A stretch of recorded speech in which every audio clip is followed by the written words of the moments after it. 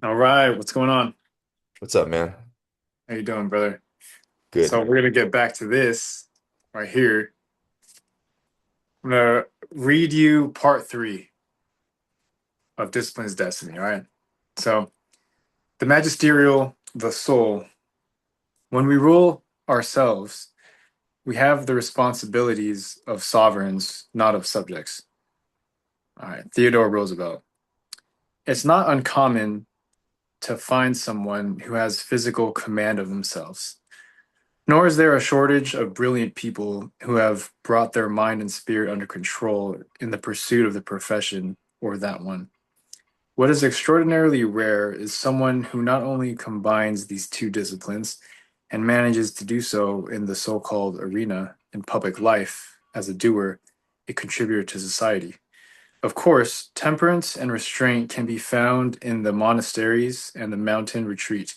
That's not what we're after. Can you achieve this stillness, this balance in the chaos of real life? Surrounded by temptation, whether the crowd cheers or jeers, regardless of what would be tolerated, what you could get away with, what people even think is possible. We call this rare and transcendent plane the magisterial, mastering yourself mentally, physically, in command always, in all forms, and somehow finding a gear beyond that, finding more to give, more to draw from yourself. This is the greatness we seek. This is where the body, the mind, and the spirit come together in life's most stressful situations, when things don't go our way, in moments of destiny or great difficulty, where we show what all these sacrifices were for, where we show what we were made of, where we prove that it is in fact possible to possess the world and keep our soul. Part three, the magisterial soul. Yeah. That's a good intro to start off at. A lot of it is just living with intention and learning how to keep yourself poised within all those challenges, like what was just described. Um, what challenged your current thinking right now, Alec, when you read that, as far as like your own beliefs and your experiences and having to read something that almost forces you to get into a very disciplined being, not just in physicality, but just entirely. Probably to read the room in all areas of life. Like reading the tone and the body languages of people wherever I walk and hold your head up high. That's what called to mind. Yeah. Do you Yeah. have any examples of that when you say like read the room? Yeah. So whenever I walk into a room, it's either there's somebody talking too much or there's somebody not speaking at all. And or a little slight gesture of like head twitching or finger, or if somebody's like has their arms crossed, or if somebody is kind of off, you want to just start like asking questions to get to know what's happening Oh, and kind of just lead off from that. I don't want to just like go into a room and just, all right, guys, I'm the shit. Like you gotta really read what's happening, you know? okay.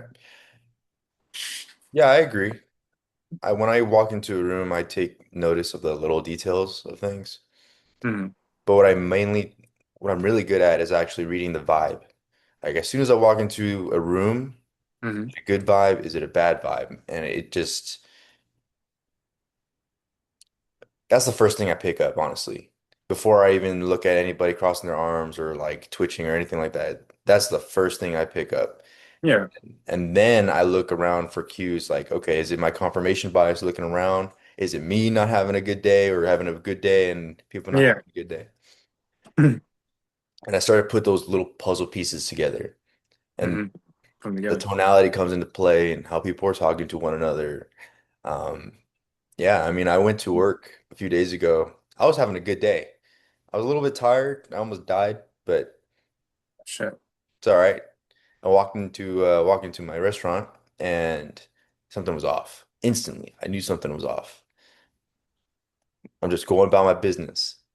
I'm not going to put myself in a position where I'm like fucking Sherlock Holmes and trying to figure out what's wrong here. It's like it'll be shown eventually. You know, what's done in the dark will be brought to the light.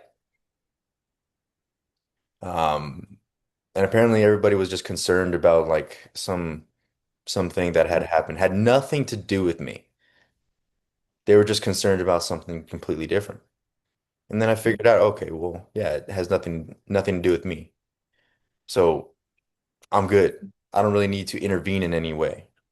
You know what I'm saying? Like there's some things that just are off that you don't need to fix. And I've learned that as being a manager, it's better to identify that as quickly as possible. Because if you don't, Yeah, then time you, is money. right, if you don't, then you're going to be seen as overbearing. Like the guy is trying to, help all the time. And it's like, yeah, that's cool, but you also got to let your people handle their shit. You know, let them. Yeah. They're people, man. People are going to be people. You just got to let Yeah, them be people. yeah. And I guess self-mastery comes into play with that because I have a genuine need to want to help people, give advice and bring them to a better place than where they're at. And self-mastery is learning to restrain that. That is not needed all the time. Matter of fact, it's better to not do that and wait until the person actually asks for help or asks for advice. Like Seek unsolicited advice. unsolicited advice, sure, or if like you're just trying to be very optimistic when everybody's down, like that's not going to help, you know? In that type of situation, it's better to be more like sympathetic and empathetic and just understanding where they're coming from Put rather than yourself in their shoes. rather than trying to like bring them to a happy place of where you're at. Because come on, man, like No one, yeah. human beings, we all deal with our They shit, got their own with our shit going on. challenges. These are Yeah. things that's just gonna happen. And it's better to be human, more real than to be like this God type of thing. Yeah, the God. Yeah. No one's a God. Yeah. So I mean, so what challenged your were you saying like what challenged your current thinking?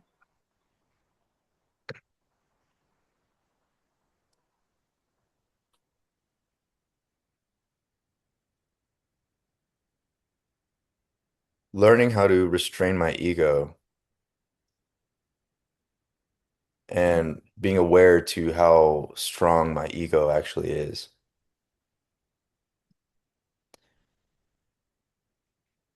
That was by far the most challenging part within my mindset. Mm. Yeah. Yeah, I think it sounds like you're going through a growth phase of learning that aspect about yourself. Well, my frontal lobe, man, is almost done growing, bro. Yeah. What makes you say that? Because I'm about to turn 25. So Ah, I got the rest of this year and maybe a couple months and got my fuck. frontal lobe created. What is I'll that? say What is that? You mentioned that. Where did you get that from? my frontal lobe? Well, Yeah, is that true? yeah, your Oh, frontal lobe is the last thing to develop in your brain when you're growing. oh. So that's why a lot of teenagers, They're still growing. Yeah.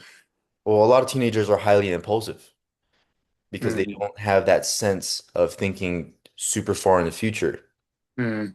And it's hard for them to. Some of them do, and some of them are really good at doing it, Interesting that you say that. Yeah. but most of them are not. And it has nothing to do with like who they are as a person or the character traits or anything like that. It's just they just need time to grow. I remember looking back in time and, as a teenager or even as a young adult, there was just some things I did not care about.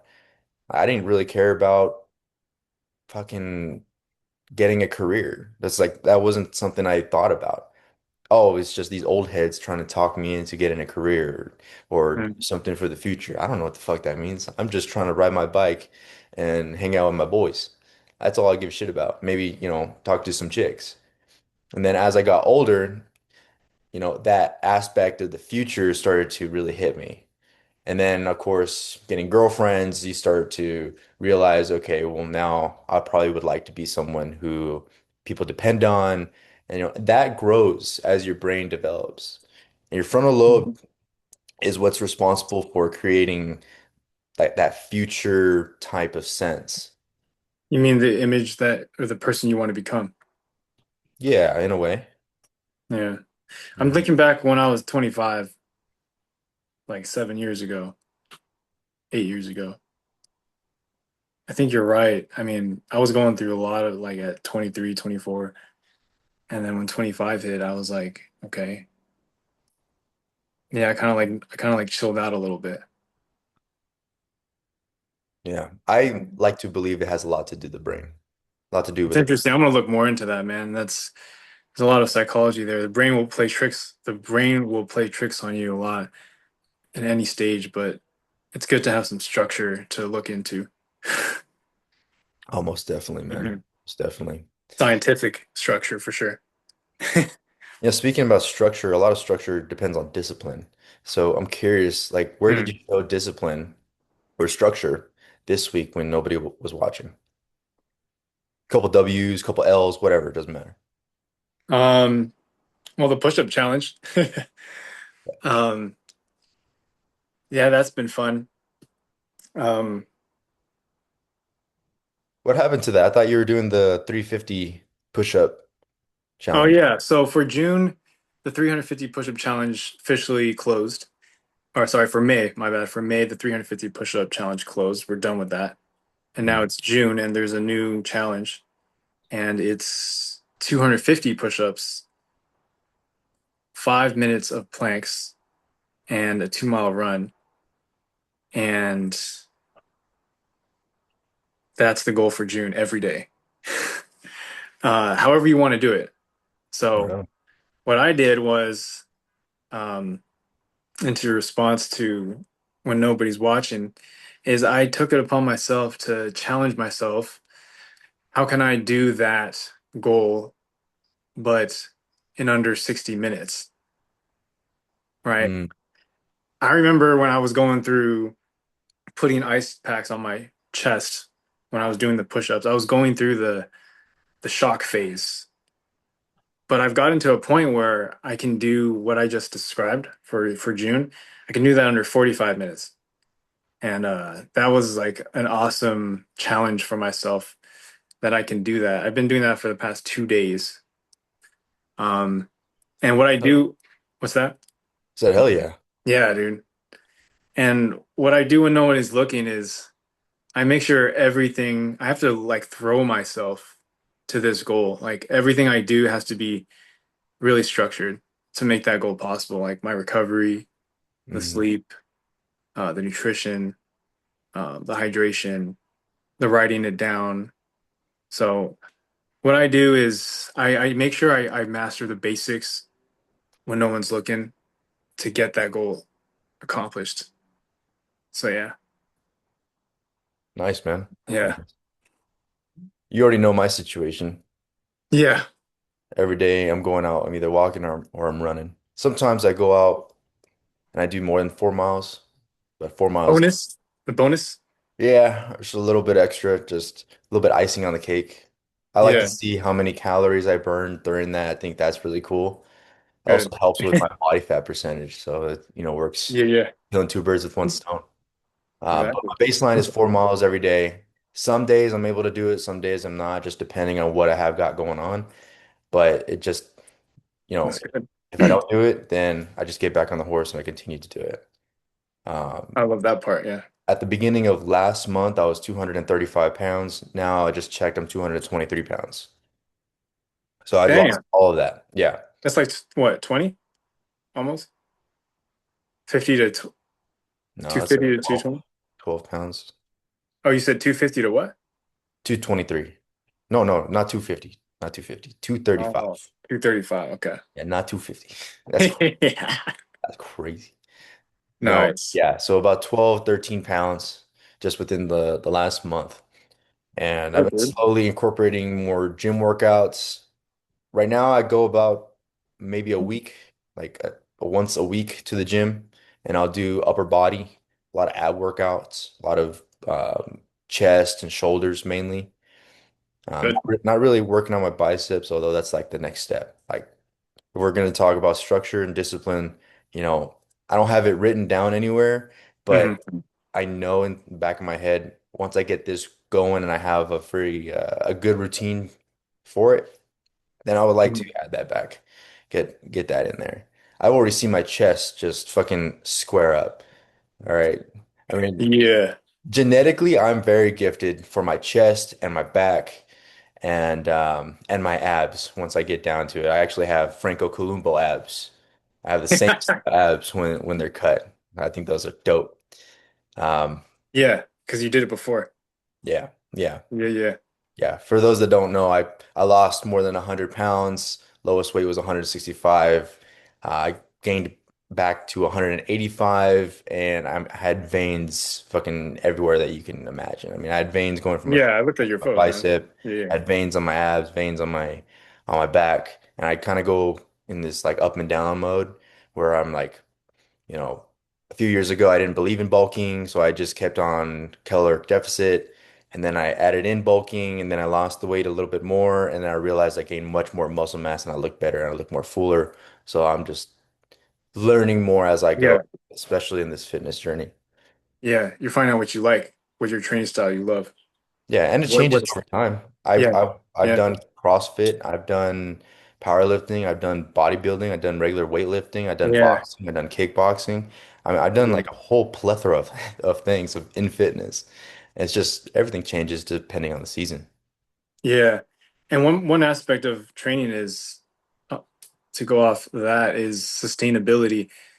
Um, you got to actually enjoy what type of fitness you're going into. Like I find that, I got kind of bored of bodybuilding for a while. I was like, I need to do like endurance, like modality, different type of like movements.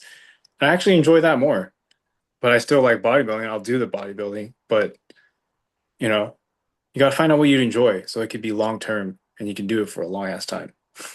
Yeah. Yeah, yeah. My favorite thing is biking, man. I love to go Yeah. on bikes and ride for miles. Yeah. I like that Sightseeing. over running for sure. For fucking sure, bro. That sounds like therapy. Like just going out there and just it becomes like therapy now when you enjoy it, Yeah, yeah. the active seeking of it. It's like a cheat code to meditation too. Exactly. You What can knock out temptations or distractions are you currently fighting with? mm, temptations or distractions.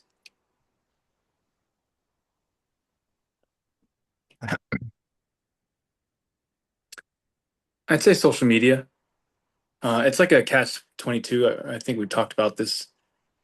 Um, Social media is good for learning about the market and what is actually useful.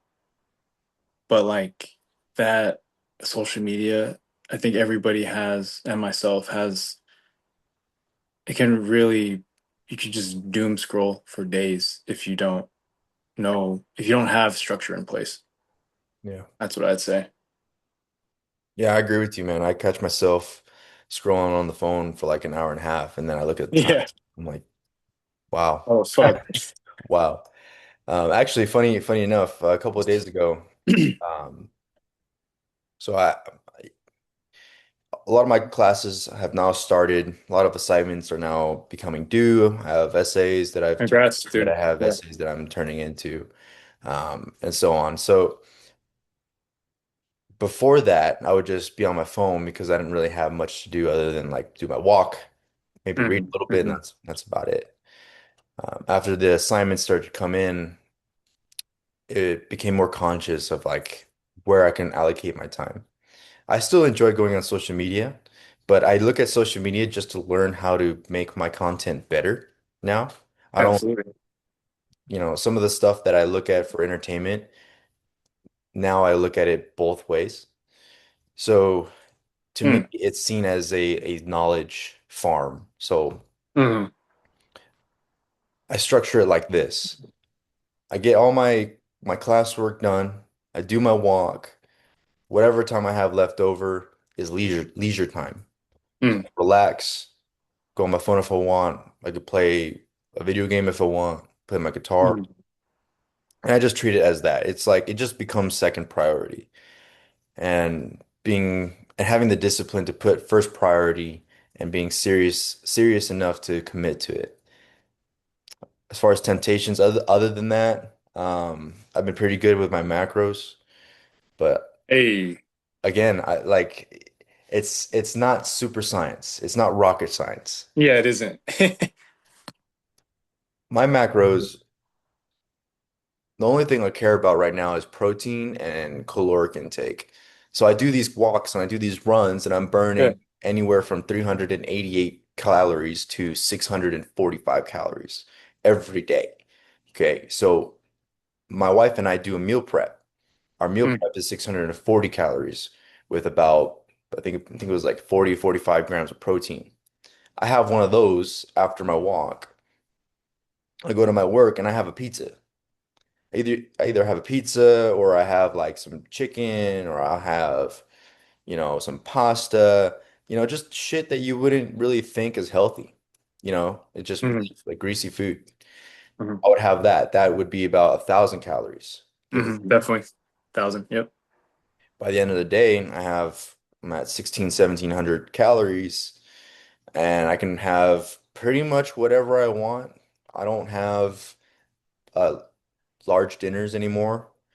So I'll have like something like an ice cream or whatever. And guess what? I'm still losing weight. I'm still losing weight. Fantastic. And I'm still having my muscle How's that happening, bro? because caloric deficit. That's all that Oh, matters. If you're trying to shred belly and you're trying to get fit, all that matters is your caloric intake. After you get that handled with, then the workouts start to really be extra, you know? the muscle building journey. Right. Yeah. Yeah. Yeah. So I think I've been pretty good on that. Nice. You know, So on that, go ahead. What were you saying? I was just gonna mention the next segue. Oh yeah. Well, I wanted to ask you something, man. Like, what does with all that stuff that's going on? It sounds like you got a lot going on. You got school, Hell you yeah. got your fitness, you got your personal branding, Yeah. and you got your career, man. Reaching that frontal lobe of 25. Mm. So, what does like self mastery look like with all that's going on? You know, your marriage, your career, your fitness, your personal branding with your motorcycling.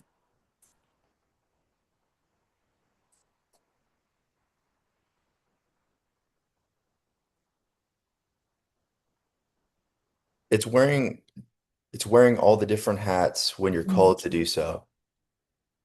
In my marriage, when I'm home, I'm a husband and I cater to my wife. I do what I believe a good husband does. When I'm at work, I'm all about business. I'm personable as well. Mm, I don't bring any of my personal lives into the restaurant. hmm I'm riding my motorcycle. A lot of it is remembering to respect the motorcycle and act as if it's your first day riding. Check the mirrors, make sure you're handling the clutch slowly. You're finding the friction zone. With my branding, I'm just having fun doing that, man. I'm just posting things that I like. Like that video when I was posting the video that I had posted when I was playing my guitar. It took me an hour and 30 minutes of playing that same song over and over again, trying to get a clean clip, and I finally got it. Not including the time that I had to learn and practice the song beforehand. But I enjoyed it. I thought this was an awesome video. People are going to like this. People are going to get entertained by this, which is why I posted it. I didn't think about how many views or any likes or any comments. I didn't care. Good. Yeah. I thought this is something that I've made And having the self-mastery really is like disciplining myself because I was frustrated, man. Imagine this, an hour and 30 minutes, I'm practicing the same exact song. The frustrations, the boredom, the I'm gonna put it down and rest, the I'm gonna just come back tomorrow and do it. I stuck with it. I kept doing it. My fingers cramped. I don't know if you ever experienced that, but to anybody Yeah, who has yeah, played any instrument before, yeah, when your fingers cramp, it's a bitch. yeah. Because It's like a it's muscle not your spasm. finger, it's actually all the way down your arm. You gotta stretch that out. So self-mastery to me looks like wearing all the hats when you're called to do so. So when you're doing it, you're fully invested into that thing. Yeah, What about you, man? What does self-mastery look like in your life? yeah. It's very similar, bro. Self mastery for me, without trying to like just is is like that having that purpose be that ceiling above the highest calling that you're trying to reach, and let that literally like take you out of bed. It's like, you know what I'm saying? Like, I'm up, motherfucker. This is the calling. Today's the day. If it's not today, it's the fucking next day. You know, and I feel like when you lead with that, like life just happens for you. Um, and for me, that's just been my fitness journey with getting into competitive fitness. Like that's what I'm doing. So if I don't have that drive, then you know. But then again, I also know that this is a blessing, right? Being able to actually walk and move, it could all be taken from you, and it can't be your identity, right? Even though it is like something you're going for, but it's like, who do you become with trying to achieve that? Because everything can be taken from you. You never know. Yeah, that reminded me of what Grant Cardone had mentioned on one of his posts. He Bro. said that the Mhm. the goal is the journey where you're just doing the cycle. And once you Yeah. get the reward from doing the thing, you just do it again. Yeah. And Yeah. that is the reward. And I thought That's about yeah. playing the guitar and posting that video Yeah. and Yeah. realizing that, yeah, that is the process. That is it. That's the thing you're It's the chasing. frustration of taking the perfect video. It's posting it after that. Yeah. And There then you go. it's practicing it more than that. I love that, man. The thing Yeah. is, I encourage everyone to find something that they're so obsessed about Yeah. and share it. If you share it, like, man, Yeah. you're gonna brighten people's day. I consider myself a performer. I'm very obsessed with my guitars. It's like that is the one thing that I can sit down and play for 10 hours a day and have You no get problem. lost in it, huh? Yeah, I mean, I'm just learning, I'm practicing, doing new cool things that probably is unorthodox. And then you see me riding my motorcycle with my cut, and you're like, what does he do for a living? What's his career? And needless to say, I'm working towards becoming an accountant. I'm a very unorthodox accountant. Hey. But I love that. I love that, man. And that's just what it reminded me of when you were Yeah. mentioning that. Yeah, man. It's like, just to go back on that, like we never know, man. Like there's so many stories you see out there. Your day can be tomorrow, man. And it's not like my wife sometimes says, "Hey, that's really depressing." And I'm like, "But it's really not. It's just that life is all for the taking when you think about it like that." I don't look at it as a negative way.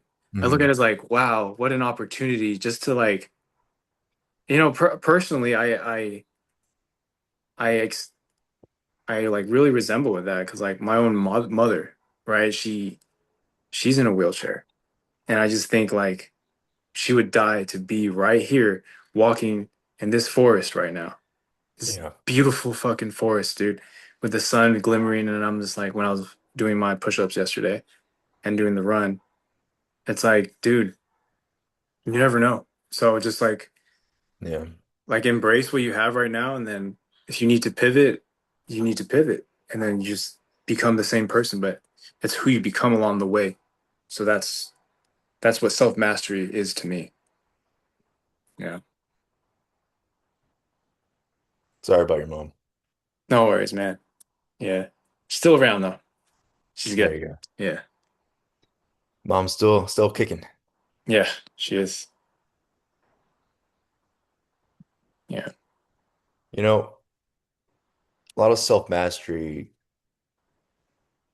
when we tend to think about it, we also tend to think about character and a type of reputation.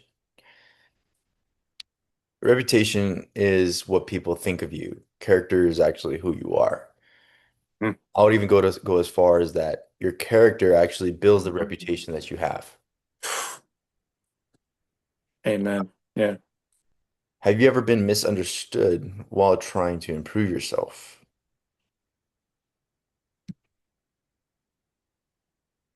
Yes. Um, actually not yet. Like I think it sounds like that question.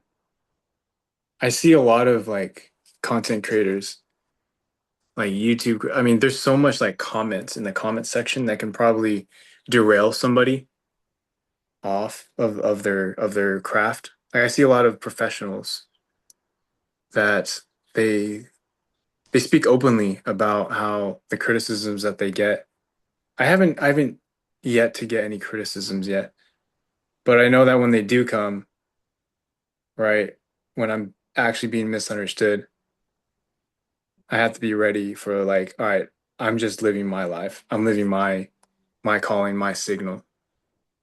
So to answer your question, have I ever been misunderstood while trying to improve myself? Yeah, it's coming.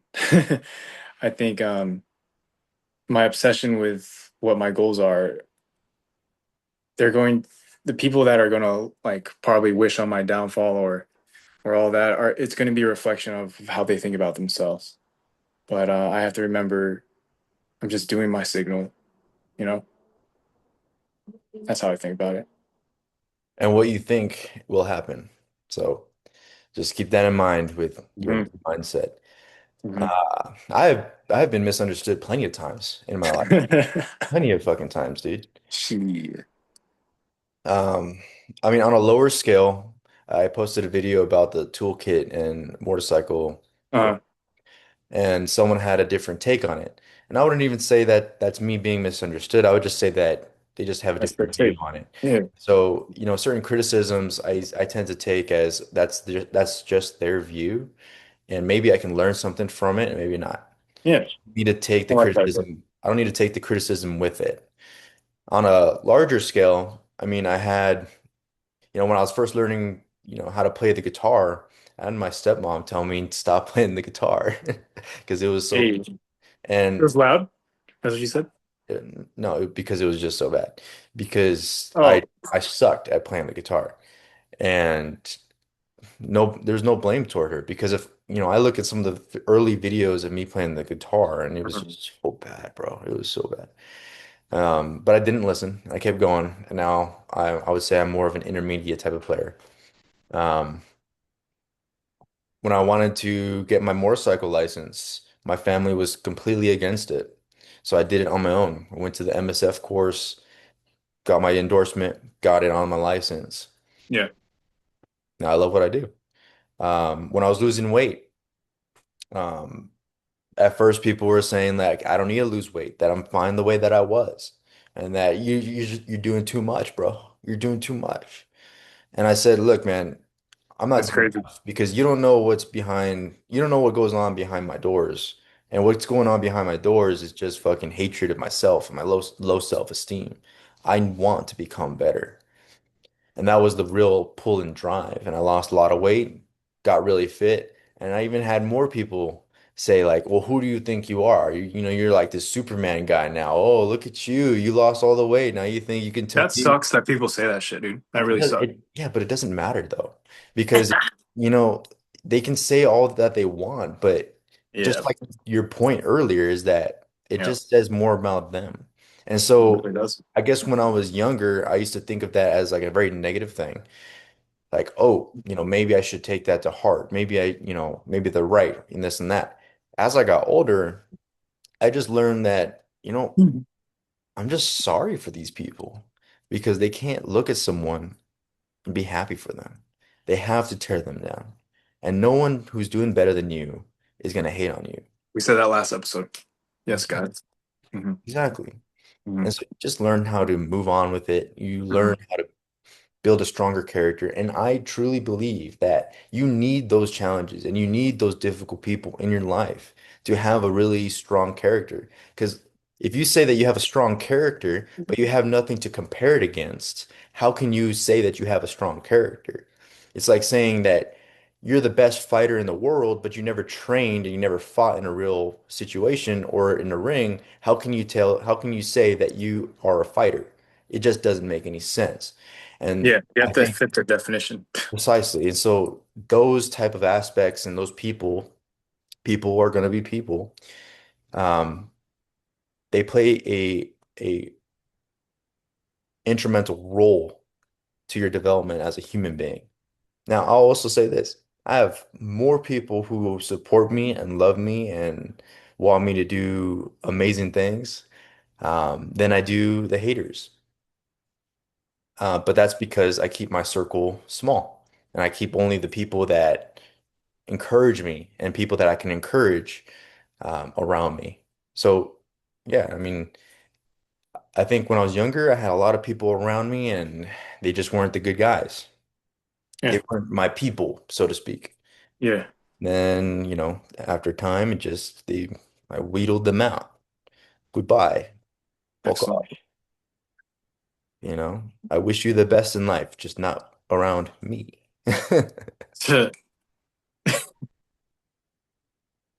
Yeah, I mean, it comes down to your standards, right? Oh man, it's good, good shit, dude. It, yeah, it just comes down to your standards, bro. What standards do you have for yourself, man? You know, I'm curious, like, what standards do you uphold to basically make you you, to make a stronger character, to make, Man, yeah. My standard right now is to literally commit to personal development, like all the time. Always commit to personal development. Never stop growing because man, if the moment you think like you're done, you're just like you're done. Like I don't even believe in retirement. Like I don't believe anybody should retire. I mean, I don't believe anybody should retire. That's just my personal opinion.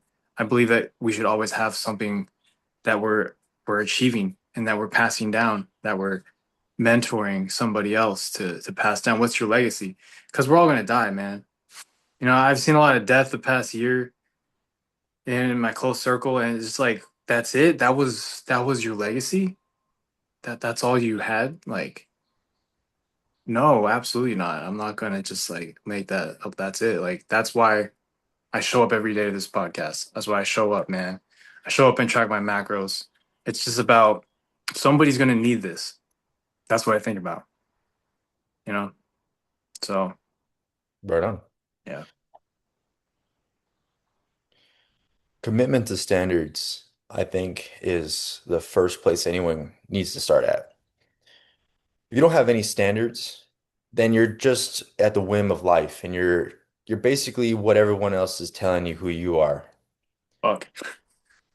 And trust me, I've been there and I fucking hated myself. Yes, I too. I grew out of that. And then I started creating standards, and that's where the haters started to get real. Mm. Once you have a standard of way of living, you're gonna have the opposition. I mean, that's the basic definition. Like, I have a standard of Wow. this, which is the opposite of this. Wow. You're gonna have people who have the standard of this, who look at your standard so high and think one of two things. Either fuck that guy, he's arrogant and he's a piece of shit. I'm gonna try to tear him down to come to my level so that I feel good about where I'm at. Or you're gonna have the other side of the people who say, "Hey, good for that person. He's striving. Mhm. He's going and getting it." Inspiring. You get to choose, man. Um, but if you choose like thinking that people are so arrogant because they achieved more or that they're going and Mhm. striving, you're just a fucking piece of shit. That's Yeah, exactly there's what you are. like we're yeah, down to earth. That's what Now, you're not supposed to be thinking that way, but there are people, and just Oh, move like on. if you think that way, fuck you. Straight up, bro. Like there's not a single person on this planet that deserves to be hated on, to be Yeah. down for any damn reason, especially not for your fucking ego. So check your shit. My standards really, I like to think of my standards more practical. I'm committed to getting my 4 miles, um, so that I can become healthier, so I can become fitter. That's my standard. Another standard of mine is taking it slow on my Harley Davidson. I just got her. I'm learning. I'm practicing my clutch, my friction zone. Um, I'm taking it easy. I'm very cautious with how I'm moving. Of course, when I'm on the highway, I'm going fast as fuck, obviously. Um, Another standard is that remaining faithful to my woman and being a great husband and being more kind to more people, keeping my ego in check. You know, if somebody is really passionate and arguing about whatever, it's just how can I keep my ego in check and listen to understand, even though they may be just batshit crazy. Mm. That's just my standards. And I hold myself to that. And it's most important not to weaponize your standards. Just because you have high standards also doesn't give you the right to put down anybody else who doesn't have those standards, who Yeah. do not meet what your criteria is. Then you just become an asshole. You become a fucking dick. You have your standards, don't weaponize it. Instead, use it as an encouraging tool to inspire others so that Yeah. people look at you and say, this is the type of person that I kind of want to be like, or I want to be as fit as that person, or I want to be as smart as that person, or I want to know these topics just like that person.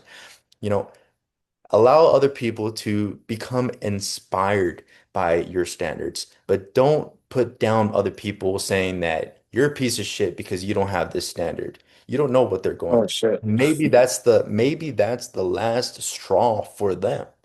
Maybe that's it. Maybe you're just that guy who says, "Oh, you're a lazy piece of shit. You need to start working out." And then they go kill themselves because Yeah, dude. of the last That's straw. fucked up. That's Exactly. how. Just Then too that means small. your ego wasn't in check, and you were just vibrating on a different wavelength, man. That's fucked up. It just means you're a fucking asshole. Yeah. Like straight up. Like you can have low standards and be a good person, and you can have high standards and be a good person. Yeah. But the alternative is also true. I've seen a lot of like interesting leaders, right? The guys who have like extreme high standards, but they're just like a very positive person. They're Mhm. um they're very positive. It's something that just throws you off a little bit. And I think that was our last topic last episode. We talked about ego versus humility, right? The ego wants recognition, humility wants growth is a baseline, right? So how do you stay coachable, right? Like where is ego helping you, but how do you stay coachable at the same time? You got to keep an open mind. Where do you draw the line? You got to keep an open mind. Okay. Even, you know,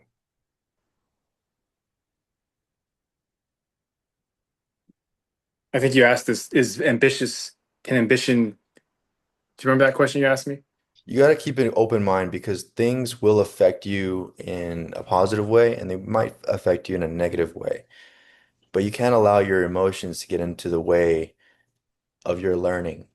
And so sometimes what I tend to do when I Mm, notice that my emotions are heating me up or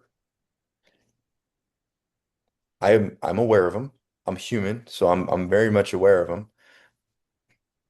And then I compartmentalize it mm, so that I can pay full attention to the person in front of me and actually learn something.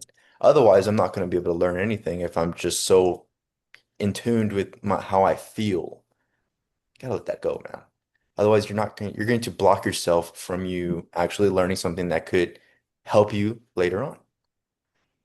You know, if it's a millionaire and look, my goal is to become a billionaire. And so if a millionaire is telling me something that I should probably do with my money, and I feel weird about getting that advice because it's someone telling me what to do, But they haven't actually done it. Is that what you're saying?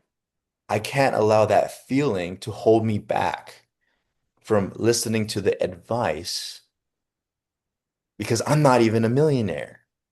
So why am I going to reject this advice? Because of the way I'm feeling is crazy. And that's what I Yeah. mean, is that just because you have that feeling or those emotions going on within you, there may be some good advice that you should probably listen to and take to heart so that you can implement it in your own life. Like, yeah, my goal is to become a billionaire, and a millionaire is giving me advice, but I'm not even a millionaire. So why would I not listen to his advice? Yeah. Success leaves clues. Might as well pay attention. Proof. Take notes. Just like you being fit, it's proof. Someone asks you how do I get fit? You have proof behind you. You Yeah. know, no one's gonna ask a fat guy how they got fit. Yeah. No one. Yeah. They probably would say you probably should get fit for your health, for your own health and your family, because it's probably not good that your chances of dying is maybe 40. Probably not good.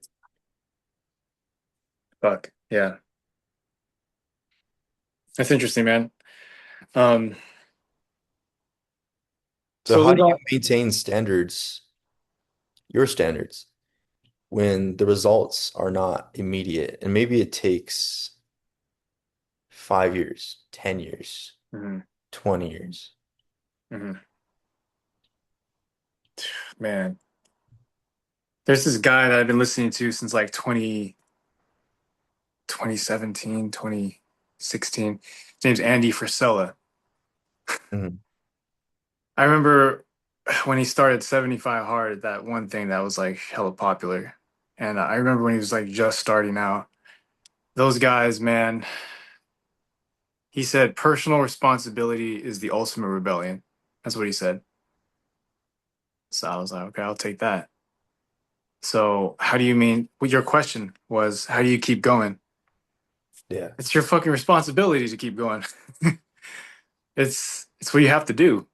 I don't understand like if it's not if the result isn't coming, it's because this is the moment that moment when you're questioning yourself. This is the moment. This is what the moment takes. The moment you're questioning yourself. That's the one you signed up for. So keep going. That's how I see it. Yeah. That's a good take. I think when you're trying to do something great and it's going to take a long time, Time, dude. you're going to be met with boredom. And that to me has been like the major challenge It's with very challenging. with anything I've accomplished so far and anything that I'm accomplishing is just boredom, man. It's just so fucking boring having to do it again, again, and again, and Oh, again. I love that. But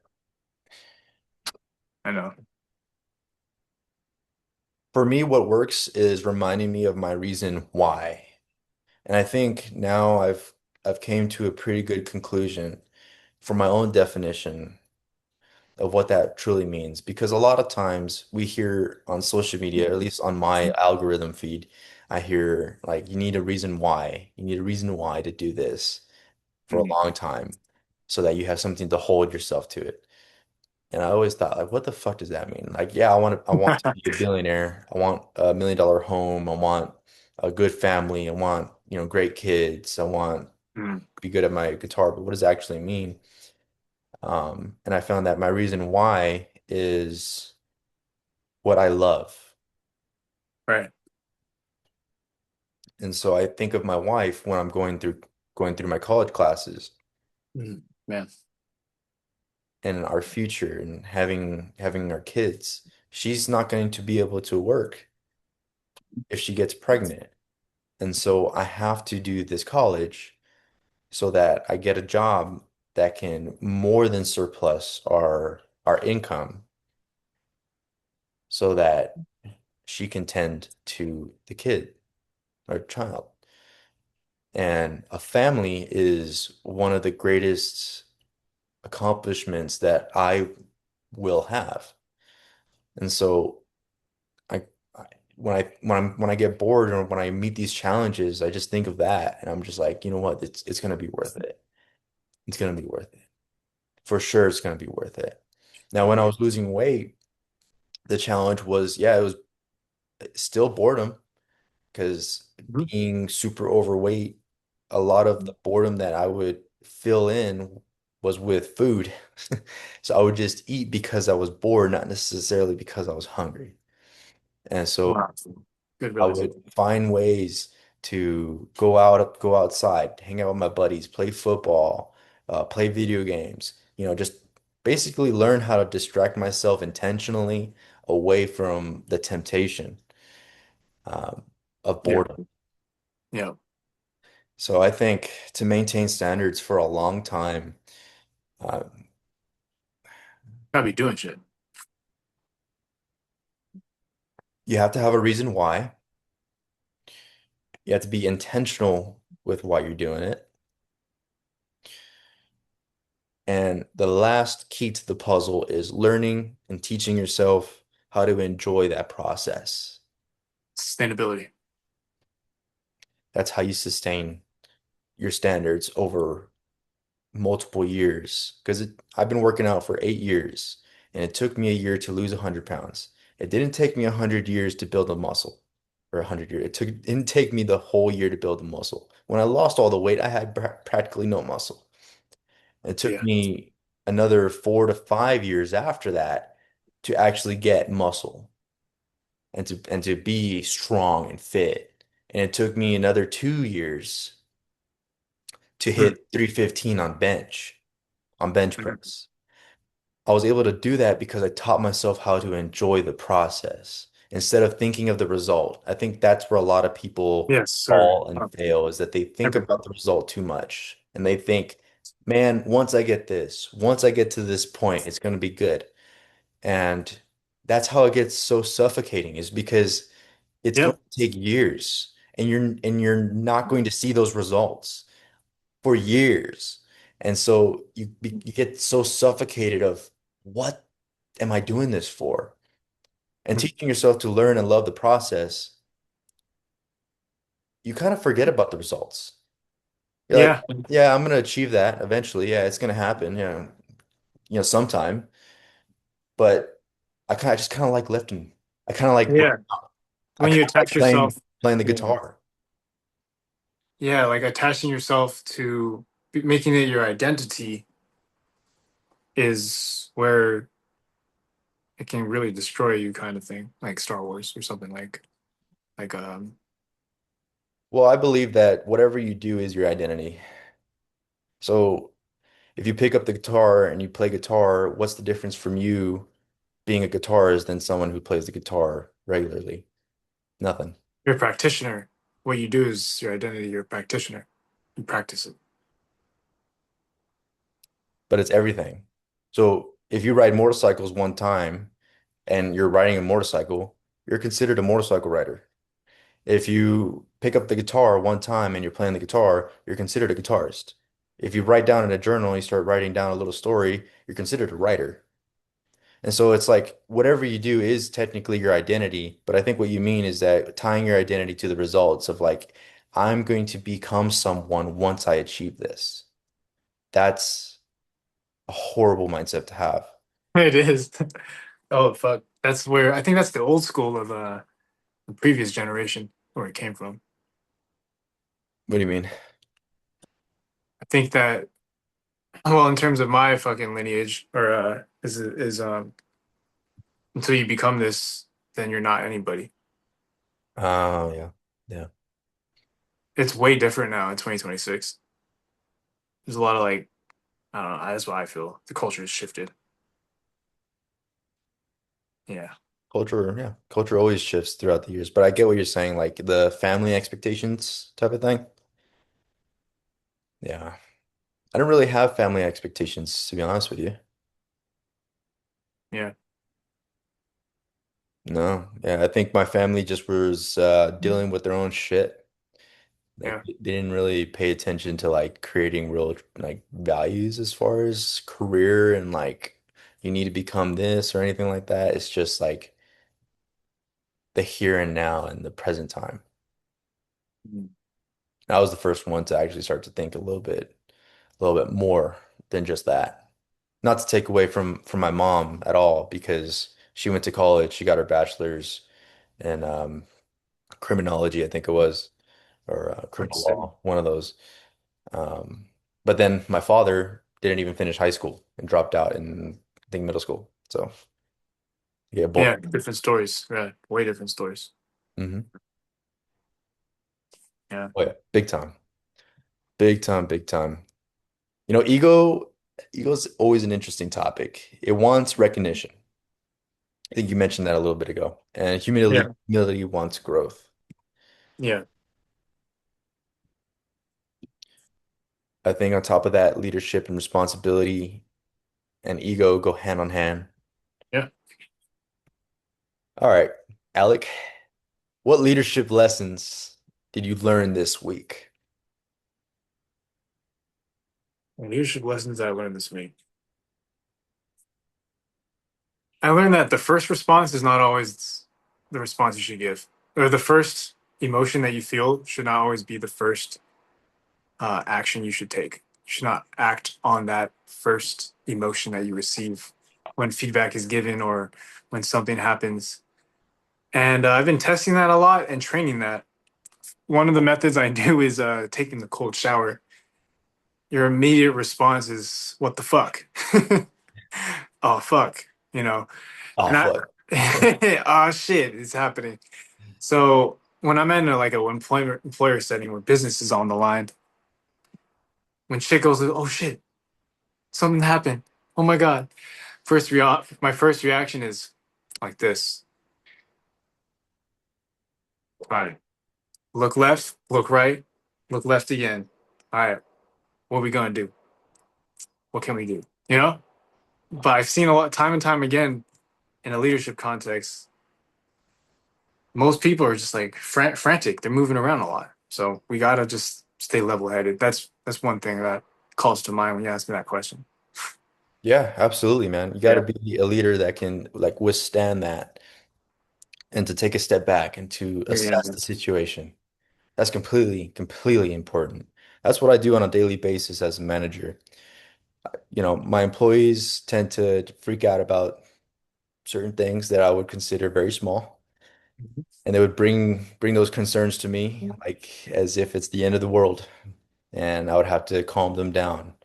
Not and without telling them that it's no big deal. It's just Yeah, yeah, of them course. down and realize, all right, here's a Sympathy. game plan and here's what we're gonna do. Let's go execute it and see what happens.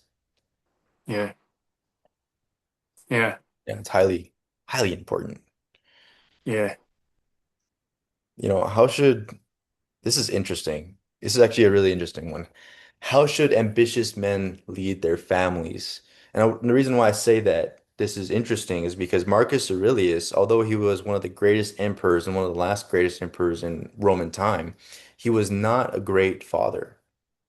You Fuck. look at Elizabeth, I think it was Elizabeth the First. Right in the book. She was an amazing leader, but she was not a great mother. And then you look at Grant Cardone. I don't know too much about his family life. I've read Yeah. through bibliographies from Yeah. Marcus Aurelius's time, and so is Elizabeth. You know, these Fuck. highly ambitious people sometimes are not the greatest people for their families. You know, How's that even possible? Yeah. But that's true. That's the facts, right? So it's so interesting to me. it's Like very interesting, right? you're so good in a lot of ways, and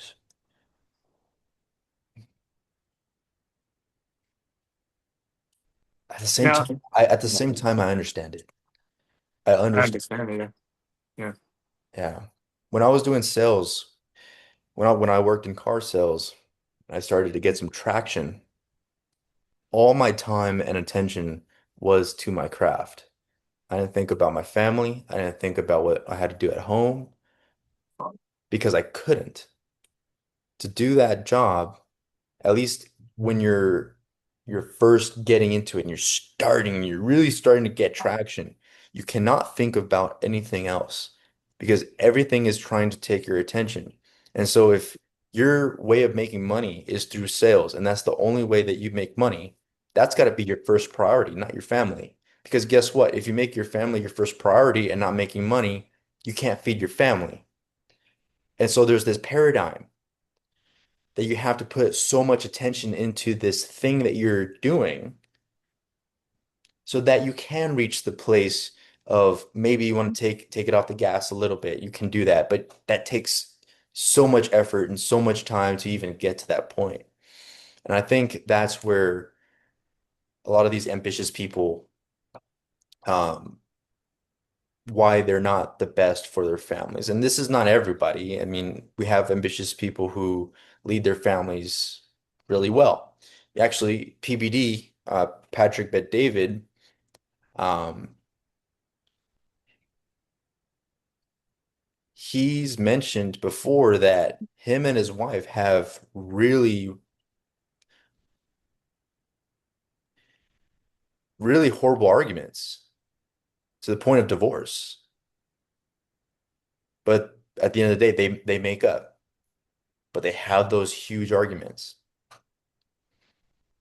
You know, he's a good father to his kids. He's never mentioned anything about him dealing with something with his children.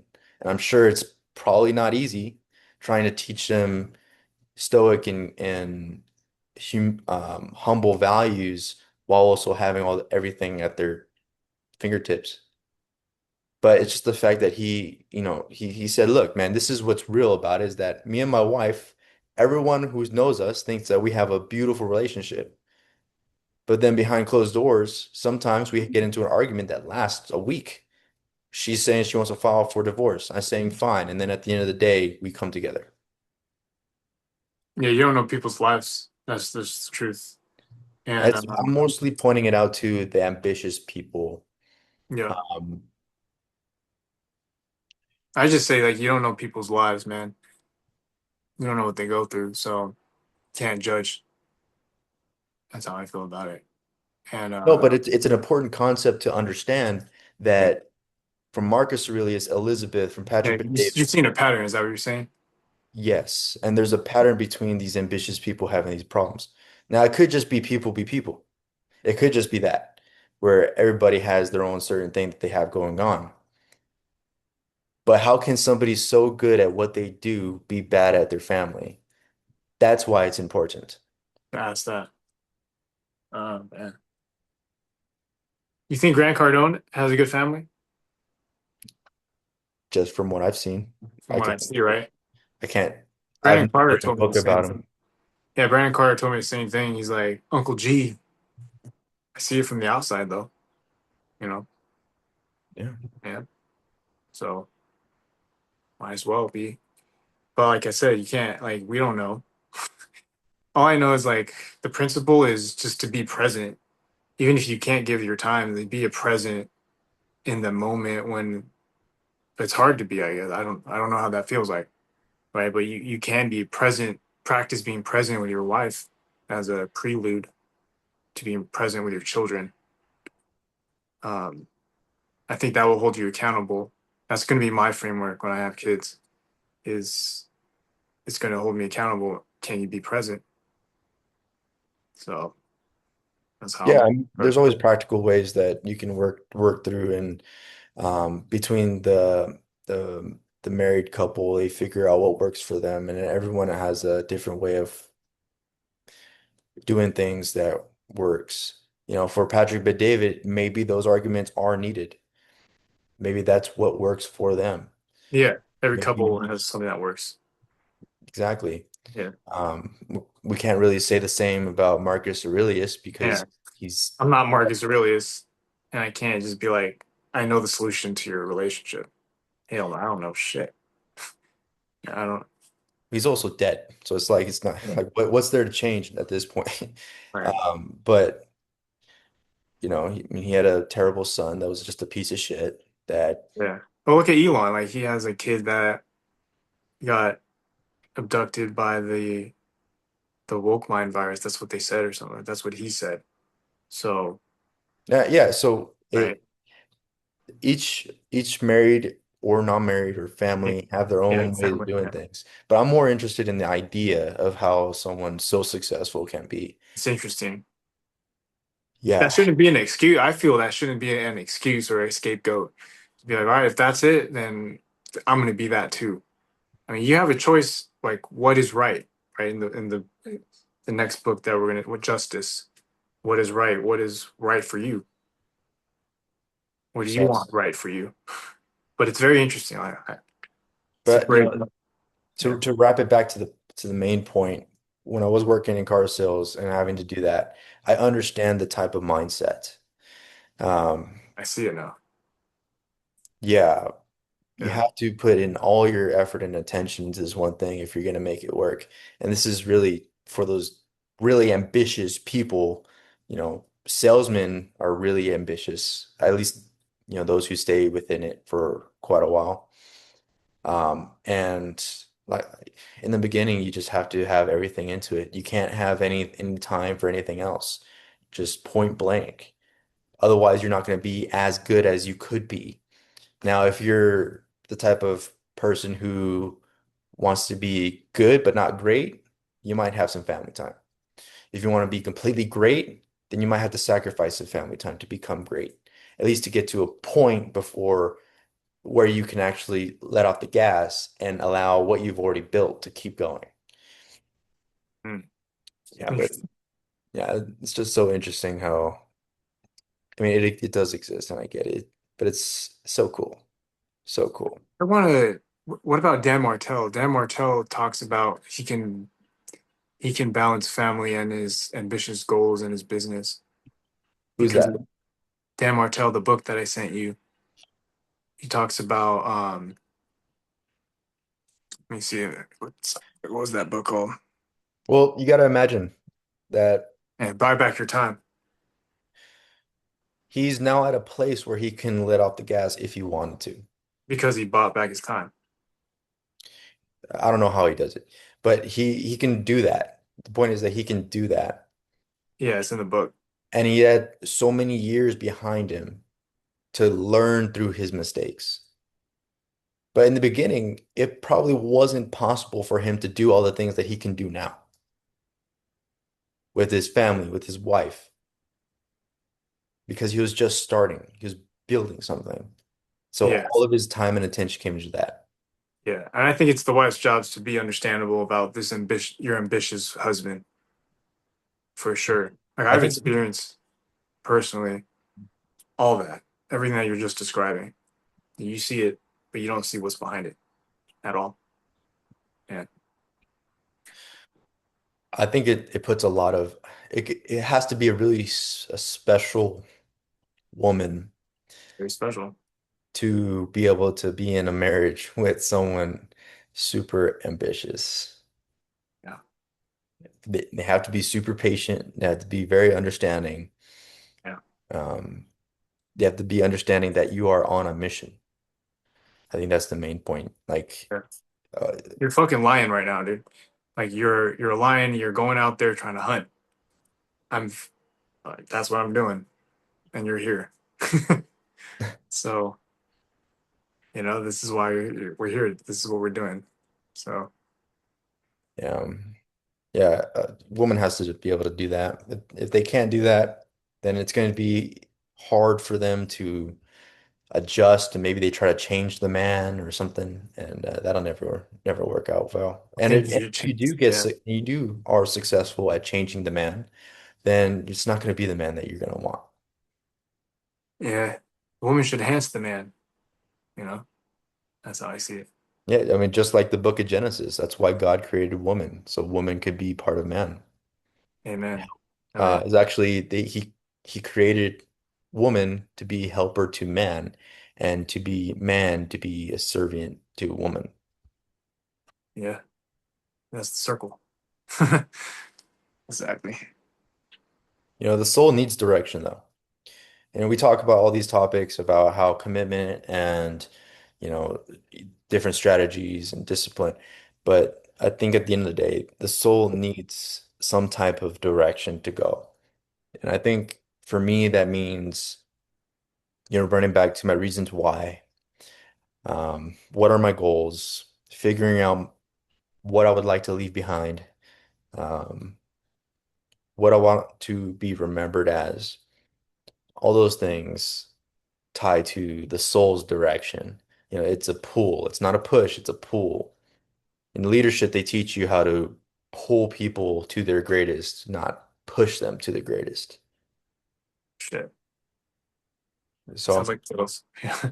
what kind of legacy are you trying to build, man? Well, with my grandfather's passing in December, leaving his legacy, and with all the family stuff that's going on right now, my legacy is to take what was good and amplify what was good into who I want to be. And I want to lead a healthy life, a healthy family. I want to challenge. I want to challenge the status quo of that thing we just talked about of not being a great father. I don't. I don't agree with that. Um, I will die trying if I ever. I will die fucking trying to not make that a reality because I personally do not agree with bad fathers. It's fucked up, dude. Don't do that. That's my mission. Nice.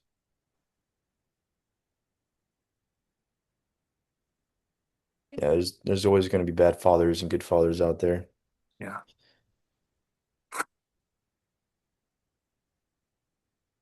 That's why you gotta do this. Hold yourself accountable. Gear to gear up for it.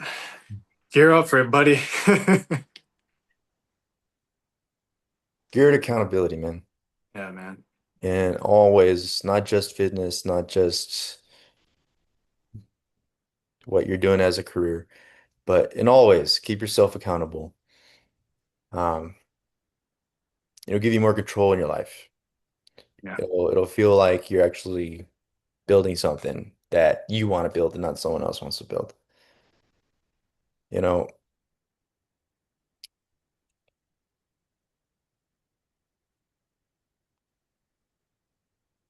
I Yeah, guess man. like a good basis question would be like the impact of this podcast within 10 years. Yeah, dude. Wow. 2020, 2037, 2036, 2036. Yeah. The hell's gonna All right. 2036. Now that's a long time. We still gonna be around, man? Hopefully, unless we're dead. I'll look back at these videos. What are these videos gonna do for these people 10 years from now? Well, I imagine that people are going to open up the podcast and listen to, you know, these stories, whether it's our stories or from, you know, Yes. people from the past, and they gain new ideas. I want to be able to provide them new ideas that they can take and they can figure out for themselves what is right for their own life and making that decision. Um, Eventually, I think we should sell something on this podcast. To help someone. Yeah. Yeah, whether it's a supplement or a book or whatever. That way we have something tangible to sell to you guys. Give to people. Yeah. That way that money can get reinvested into the podcast and we can create more stuff, better stuff, um, for the people that gain some value off of it. Yeah, the community that we're going to be building. Yeah. Yeah. It's an accountable community. Um, I think a good way to bring everyone together would be probably something in fitness and then how that as a pillar. So, Hmm. Like basically how we got back together with the podcast. yeah. What linked our brands? Yeah, because I like to think about, fitness people being more growth mindset, more growth I oriented, think they are. they're happier, some of them are funnier, like not to say that anybody who's not fit or anything isn't funny Yeah, I know that. Yeah. or anything, but Yeah. um it's just a platform standard that most fitness people already have. So having that aura invited in that community would be pretty cool. And then having the pillars of like subcategories could be kind of Dave Ramsey, but not financial. It could be, Calls huh? on calls like live. It could be on calls, but so he had his run-in with his business as Dave Ramsey, as him being the head, and Yeah. then later he kind of figured out, well, if he dies, then the whole business dies. Then he needs to create these other subcategories. That's why you got John, you got a couple other dudes, you got a couple other chicks who kind of run their own subcategory of the show. So if Dave dies, it doesn't necessarily mean that the whole business dies. And so having those as pillars, part of it could be motorcycles, part of it could be fitness, part of it could be, music. It doesn't have to be just guitar. I love all fucking types of music. Um, But the main basis is accountability of progression, Accountability improving progression. Yeah. yourself. Part of it could be, books and like certain categories. Interesting. Yeah, because of the books that we're reviewing too, Yeah. Yeah. I think that would be pretty cool in 10 years, having all of that built. I mean, I imagine we'll have more people with us in Yeah. the podcast, creating the podcast. It wouldn't Uh-huh. just be us talking anymore. It would be more people who can add to it, along with like editors and stuff like that that can help. Maybe they're gifted at doing it. We remember that one guy that made the videos for, Shriish. huh? Shriish. Trish, I think it's Trish. Yeah, I don't know what he's doing now, but Hey man. Salute to you, brother. yeah, Get yeah. out there. He was hustling. So that's what I imagine. Yeah. Mhm. What about you, man? What do you see? I think we should get on the school platform. School platform? I think that would be a good start that we could jumpstart. But we got to get traction first. Like, I think we got to get traction. I think people are clicking it. They're looking at it, but there's no like call to action yet. So if you're listening to this, leave a comment. Uh, Yeah. give us some feedback. Yeah, let me know what your biggest takeaway was, guys, from this conversation. You could see there's a lot of emotions going in and out of this convo. Like we're just really talking about life from this past hour. So, like, let me know what your biggest takeaway was, and share this episode with someone who's pursuing growth or trying to pursue self mastery, progression. Maybe they need somebody. They need a community of people that are just honestly talking about what they have going on. Community is growth comes from community, I feel. So yeah, share it with someone. Absolutely. Yeah. And follow our Instagrams. I think your Instagram is what? What's your Instagram? Alec Murillo Fitness. And then yours, Cody. Mine is Kodie Kodie_Gutierrez. You'll find me on Instagram. I like to post a lot of motorcycle videos. I ride a Harley. I like to post videos playing my guitar. It's pretty all right, but you should check it out. Nice. And the podcast's Instagram is Geared Accountability Podcast as well. This YouTube channel. We'll leave a link down in the description so that you guys can check them all out. We gotta work on that. Okay. All right. So that was the magisterial discipline is destiny. Episode 16 just went into wraps. Thank you guys for being here. This is Geared Accountability Podcast, the best podcast that can be. Hell yeah. Hell yeah. All right, brother. Peace out. All right, man.